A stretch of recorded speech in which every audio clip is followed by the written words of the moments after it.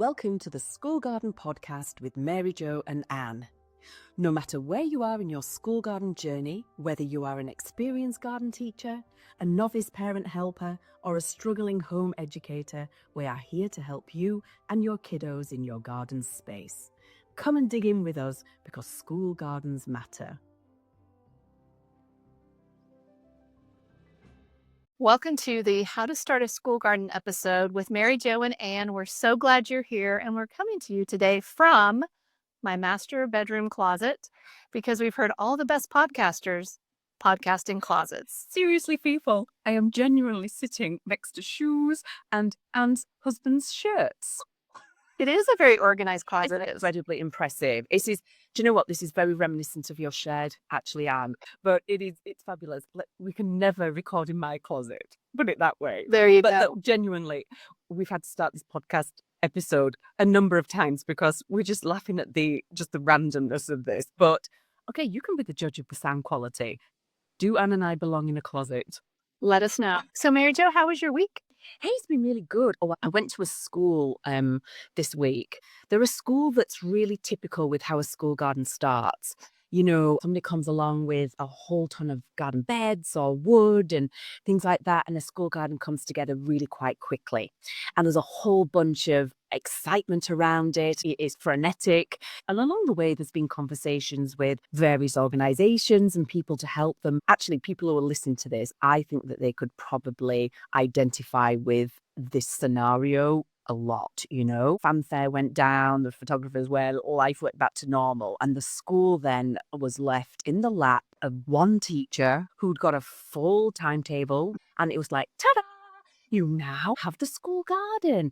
And my goodness, what a shame. It's just been what a slog, you know? And so they've taken their time. It's almost going backwards just to revisit about how this garden is going to find its place in the school, you know? Happy ending to all of this is that I went there and they are on it.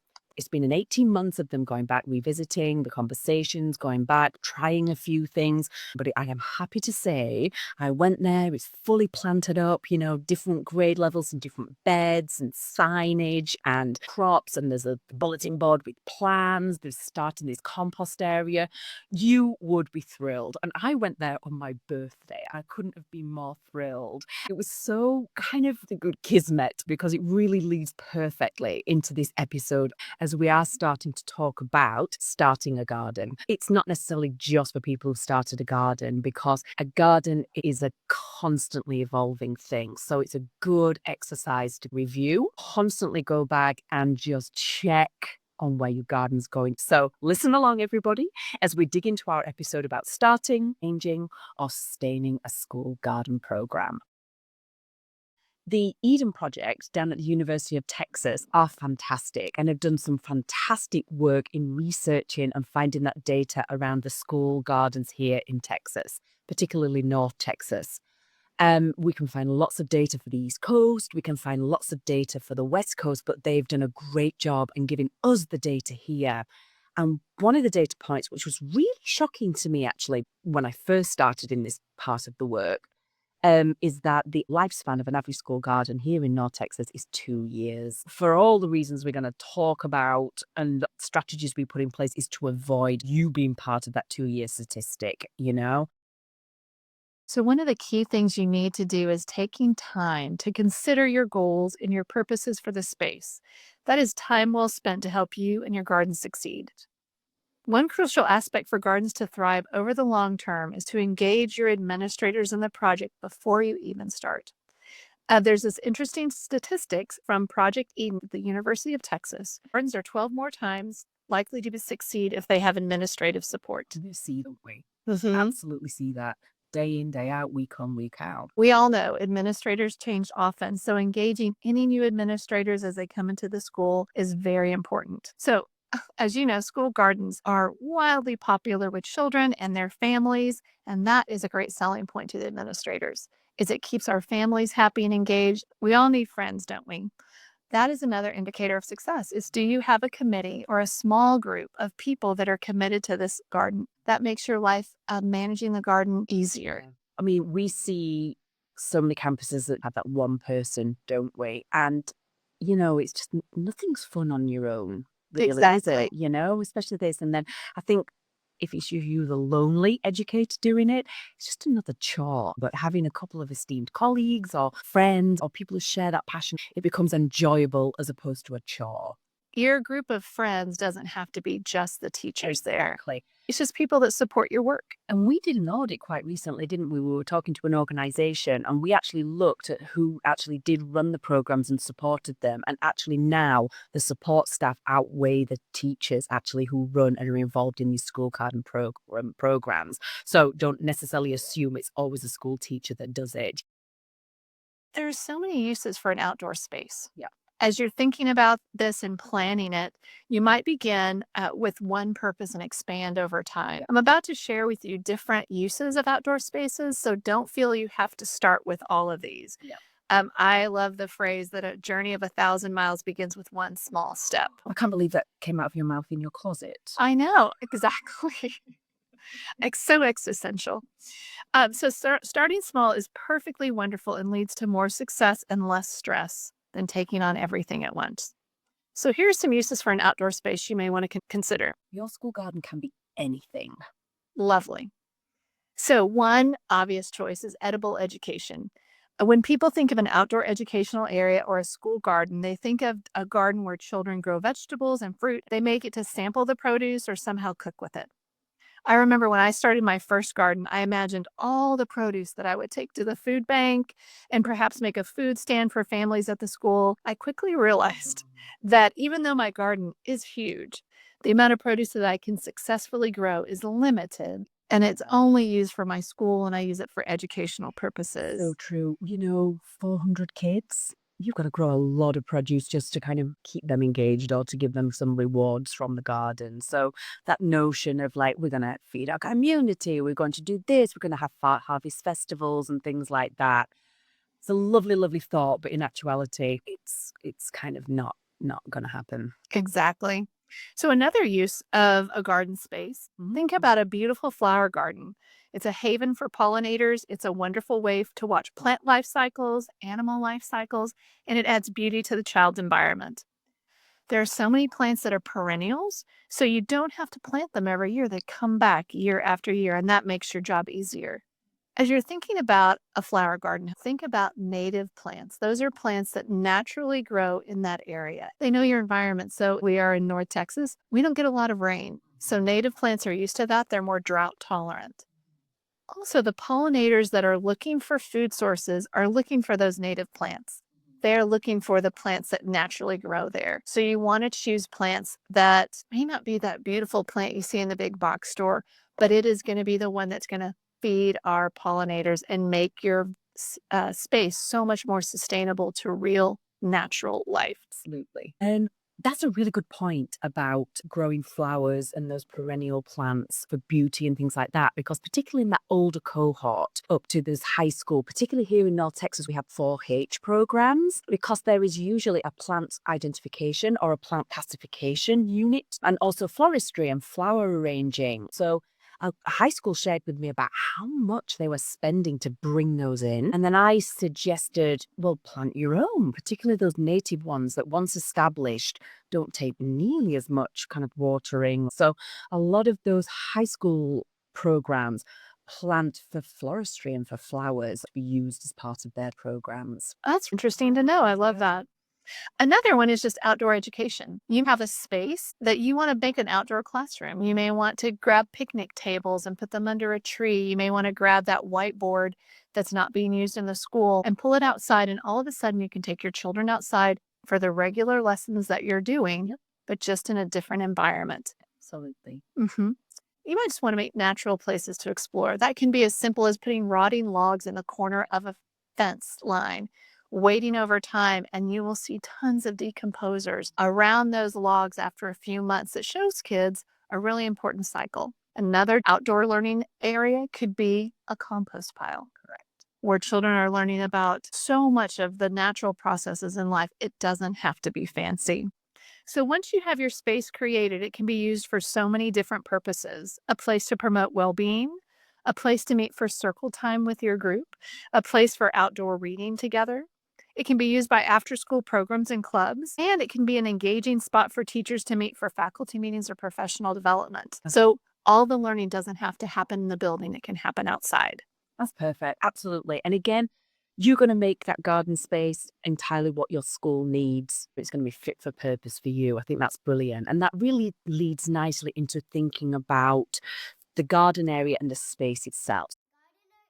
So if you are electing to go for a garden for growing either the flowers or a vegetable garden, then let's think about the actual physical space. Do not be scared by your lack of skill of never having designed a space like this before, but take your time. Okay. We see time and time again that a teacher or an educator or somebody who's got that passion just wants to get going, was going to get it started, and then we can worry about it later. Try not to do that, okay? The time to consider all these things will really pay dividends down the road. You can just take a breath, sit on your hands. I don't know. Just give yourself a little bit of breathing space and some thinking time around any of the programs that you're going to put in place. So, taking time to choose the right place is really good, and considering a couple of different locations will be good. The one that we tell everybody that you have to have more than anything else is water. Here in Texas, particularly, do you have access to water, and a reliable source of water? We're not talking rain barrels, but something that you plug into possibly on the side of the building, something like that, a reliable water source, something that you can link up a hose to. Does the area receive between 6 and 8 hours of full sunshine? So if the spot is under a tree, which is shaded for the majority of the day, that is really going to limit what you are able to grow. That doesn't mean to say that that garden can't go there. Maybe you just want it as an exploration area to dig up and find bugs and look at soil and things, and then that's the perfect location for it. Is the space level? Seems kind of strange, but really, sometimes people put things on the most insane gradients. My goodness, the water is going to wash that away. But just think of the slope. Think about the actual physical barrier around your garden space too. Is it going to be in a locked area? Is it going to be difficult to get into out of hours at the weekends? Things like that. Do you want it to be so as well? So think about the perimeter and the barriers. Is this space easily accessible from your building? And really, I see this as a big hiccup for getting classes outside. If it's just that too far to walk or it's just too complicated, then that's the difference between that space being used and not used. So take a think about the journey from classroom to get to the actual space. And they say for home gardeners, the closer your garden is to your back door, the more successful your garden is. And that's true in a school as well. The other big one, because we're predominantly talking about gardening schools, which is not your backyard, actually. You have a landlord. That landlord is the district. So you absolutely need to make sure that you are aware of any regulations or any permissions. And my advice to you would be to start those conversations with the correct department within your district or your organization, and start to make friends with them right from the start. The more that you get in and you share ideas and plans, the better the relationship will be. We've seen it where it's been put in and then they've gone, ta-da! Hey, can you bring us this and this and this? And that doesn't seem to work very well. So start that conversation early, because it's quite likely that your district might even have to find permissions and permits from the actual city itself. They might even need to do dig tests, which is getting an external organization just to come and make sure that you're not on top of any kind of gas lines or water lines. And they're also going to be responsible if anything goes wrong, or you might need to be asking them to do some kind of work, bigger lifting work at some point. You may need the assistance of a bobcat or a skid steer. So make sure that you have started that relationship really early. And also the other one is know how to go about ordering work orders and putting in those requests. The sooner that you're aware of the system and the process for it, the better you will be. Those are great points. And then this really leads into the design of the garden itself, and really all the points that we've talked about so far, the purpose of the garden, the kind of the space, and who is interested in growing in the garden space. So it really is worth investing time in talking to all the interested users who are going to help shape the layout and the purpose and the use of that garden or the outdoor space. The real temptation here is, like I was saying before, is to get going with this way too soon and way too early. So just take a breath. Okay. We are talking about you giving your mind to thinking about the design and how it's going to work. Okay. You know me, Anne. I love a good piece of graph paper. You do. I do. I love it. And a ruler. Don't give me any of those programs on the computer and CAD programs. Not, no, no. Old school. Old school. And that's how you need to be. You know, rough perimeter of the garden space you've got, the growing area that you want. So start to think about like that. Go and visit some other gardens too. If you're a visual person, gardeners tend to be quite visual people, actually. So go and look at some gardens that you like. Look at lots of pictures online and just do a little bit of background work before. You're going to be so inspired, I think, when you see what people have done with their spaces. It's fantastic. So think about, are you going to be an in-ground planting? Are you going to be using raised beds?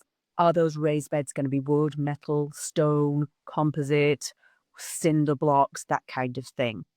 Are you going to have a non-traditional garden? Do you have a teeny tiny kind of space? So in the UK, some schools I know in London who are tiny and they're growing on a roof or they're growing vertical. You know, all of theirs is kind of growing up a wall. They're using window boxes. They're using that. Are you ADA compliant? Are you considering all the physical needs of everybody who is going to be using that garden space and thinking about the paths, how wide those paths are? Think about the seating, thinking about the mobility around that space. That is very difficult to go back and fix once beds have gone in, you know? Think about moving a wheelbarrow around that space, thinking about sets of children moving two wheelbarrows around that space. You are going to give it so much more space around your growing areas than you would and your home gardens or any other gardens that you see. So really thinking about that space is fit for purpose. Think about 30 children being in that space at the same time. Think about a school event. And if that means that you've got less growing space, so be it. Think about some storage as well. Where are your tools? Where are your things going to be stored? Because again, if you are dragging those across a building, if they're kept inside, you don't have a storage outside. Think about that. Maybe it's better to put the garden actually closer to where your things are stored, which sounds really strange, but in schools, sometimes that's the way it has to be. You know, sheds can be an invitation for people to come and do kind of like stupid shit. It's so disappointing, you know? But that's it. So I know quite a number of schools that cannot have anything outside. Everything's got to be kept inside. So think of the logistics about getting that stuff out with a 30-minute time slot with your students. Are you going to garden organically or non-organically? That is those questions that you're having when you are shaping and thinking about that space. So thinking about that safety plan as well. So maybe you need to get back into the building as quickly as possible. You know, sometimes there's a very sudden weather event, you've got an injury. You might have your phone or a radio to the building, but always be thinking about how you can get back into the building or out of the garden space as quickly as possible. So yeah, so giving that due diligence and due thought for the design of the garden, the purpose of the garden, and the users of the garden is just a great design approach. Great concepts to think about before you get into the actual building. So, I want to talk a little bit about the materials you're going to need to think about Sure. and what you're going to need in the garden. Much like your classroom, you're going to need a variety of tools to keep your garden going. Uh-huh. But I have three favorite things. One is a hand shovel for every child. Yep. And if you can have them be all the same color, that is going to help you Oh, so much. I have a bucket that has one pink shovel in it. Get rid of the My dear. shovel. I can't, and every day I go to myself, get rid of that pink shovel. That shovel needs to disappear, and there it is. Right. So if you can, all the same color. Yeah. My second favorite item is a kneeler. Foamy things that keep your knees safe. It keeps kids' clothing nice and clean. Yeah. I go to the dollar store every spring. I bought some 4 years ago. They are still usable. And I think that's really key. And the third thing is something to carry stuff in. 5-gallon buckets, laundry baskets from the aforementioned dollar store, something that kids can carry around. And I go to a local sandwich shop and I get their 5-gallon pickle barrels and they donate them to the school because you're going to be carrying stuff and collecting stuff and needing to collect water. And these are great, inexpensive, non-negotiables. But they double up as seats. Yeah, flip double them uppers. over. They're They're wonderful. wonderful. Carrying things, they're great. One other item that I get from the dollar store if I can, and again, springtime, are gloves. And if you can get them all to match, better. Sometimes I require my students to wear gloves, and there are other times I put them out and they're optional. The first time I'm with every group of kids, I bet I spend 10 minutes showing them how to make gloves like socks and to put gloves inside one another so that our systems are in place that make it easy to work. It is, yeah. So, aside from these simple materials, you've got to think about what your beds are going to be. So, if you are doing raised beds, you'll purchase those beds. But now let's talk about what goes inside them. So, you're going to need to fill them with soil. So there's lots of ways to do that. You can buy bags of soil, see if a parent might pick it up for you and deliver it.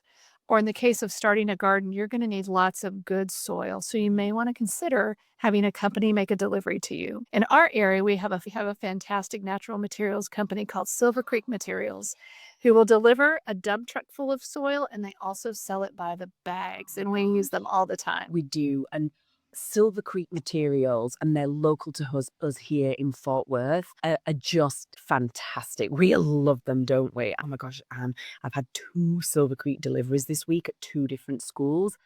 I thought Santa was coming. I was so excited when they came, and Exactly. it was our favorite drivers. They have drivers that just love coming to schools, and the kids clap them and they cheer and they go, oh, oh. So great. I just saw these beautiful bags of these amazing products. It was so exciting. Yeah. So Silver Creek Materials is our natural materials company of choice, but find yours as well. Find ones that have got some really decent products and then make friends with them. Exactly. Another key item, what are you going to fill your garden with? Seeds are the cheapest, and you can find all sorts of organizations that will give free seeds to educators. Simply do a Google search, and you will find multiple organizations that will send you lots of seeds. You can also purchase plants if you want to move that process along. Another thing you're going to need is mulch. We could do a whole episode, but that's something else you need in your garden. And maybe we should do an episode about We mulch. definitely should. But covering your soil with a natural product is important for so many reasons. Now, you can purchase it in bags, you can buy it in bulk, or you can contact a local tree service and see if they'll leave their wood chips for you free of charge to use as a mulch. Yep. I've started to use leaves as a Yeah. mulch because they're free. Definitely. It's quite an exercise and an activity in itself is actually going and getting the leaves and talking about it as a mulch. People are quite obsessed about collecting leaves, aren't they, really, around here? And every fall, there's so many bags and bags. Actually, a lot of the organic gardening advice, the reason leaves fall to the ground is to be a natural mulch, and it feeds that soil, it gives that protection, it keeps that moisture in it as well. So it's a great lesson right there is to use leaves as your mulch in the garden because that's what nature does. A final material is compost. And again, we need to do a whole number of episodes on compost. Over time, an area for compost will be one of the best investments you can make for your garden. First of all, it's free. It's a lovely place for children to learn about decomposition, to see all sorts of bugs and insects, and it provides one of the most nutritious amendments for the soil. So, watch for an upcoming podcast on this amazing black gold of compost. Yeah. Right, so now we need to talk about the support of the garden because we do not want your garden to become that statistic of only lasting for 2 years. So, support that leads in sustainability is what you really need to be thinking. So, you're going to be thinking about those partnerships, okay? And that might be from local volunteers to local businesses to making those connections and those relationships. And that really will help with the longevity of the garden. Everybody just goes PTO, PTA, and they can't be the only people that support you. Be looking for as many organizations and people as you can get. And a good start to think about is find other gardeners, people who are interested in your community and gardening because gardeners love to go to gardens, y'all. They really do. So looking at local gardening groups, other garden teachers, that's a great place to start. Okay, your school, your ISD possibly has great community partners, a great place to start and talk to them. Even if they just send out volunteers once a year, that is a great help for your garden because you're stronger together. You as a lonely garden group or something like that, you're much better if you're connected with other people who are doing it. You're sharing ideas, you're sharing best practice, you're even sharing plants, you know what I mean? And that truly is such an uplifting thing to do as a school garden educator is find other people who are doing the work. Find your people, find your networks. And so in North Texas, we're really fortunate to have a nonprofit called the North Texas School Garden Network that Yes. provides professional development, free meetups, and resources. So in your area, you might find you have the same thing. Look into that organization and other networks like it too. And the other thing that you definitely need to think about is locking in that help and support for when your school is not in session. I'm thinking particularly about the summer, those long weekends, the Christmas breaks, and it could be somebody who lives across the street. It could be an organization that are happy to do that, but genuinely give that some forethought and lock in that support, because that could be the difference between your crop making it and it not. Because the last thing you want to be doing as a school garden educator on your very valued and deserved time off is to drive across town back to school to just keep on top of it and water it. So how do you go about it in your school? So I send a sign up genus around to families. They can sign up for a shift and I set it for 2 days a week. And if they fill, great, I don't have to go. But if they Yeah. don't, I go to the garden. I spend time with each family showing them how to water and what to watch for. And so that has proved really helpful for me. Yeah.